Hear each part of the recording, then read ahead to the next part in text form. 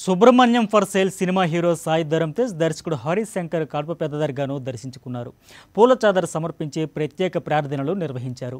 దర్గా అధిపతి ఆరిఫుల్లా హుస్సేని ఆశీస్సులు కూడా తీసుకున్నారు. హిందూ ముస్లిం ఐక్యతకు తార్కాణంగా నిలుస్తున్న కడప దర్గాను సందర్శించుకోవడం ఆనందంగా ఉందని చెప్పారు సాయి ధరమ్ తేజ్. ఈ నెల 24న విడుదలయ్యే సుబ్రహ్మణ్యం ఫర్ సేల్ విజయవంతం కావాలని కోరుకున్నట్లు తెలిపారు.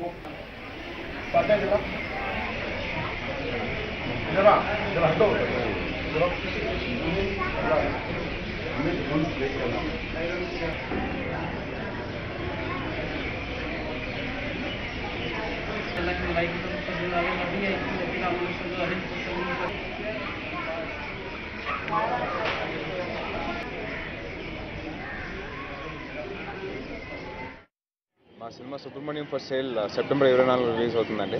సో దాని సందర్భంగా ముందు మనసు బాగా అలజడిగా ఉంటే మనసు ప్రశాంతత కోసం నేను దర్గా దగ్గర దర్శనం చేసుకొని వచ్చాను. సో బాబా బ్లెస్సింగ్స్ అందరూ తీసుకొని మేము 24 సెప్టెంబర్ మేము ముందుకు వస్తున్నాం. సో అలాగే మా సినిమా మీరు అందరూ థియేటర్కి వెళ్ళి చూడండి. అలాగే మీ అందరూ ఆశీర్వాదం ఇస్తారని ఆశిస్తాను. జై హింద్.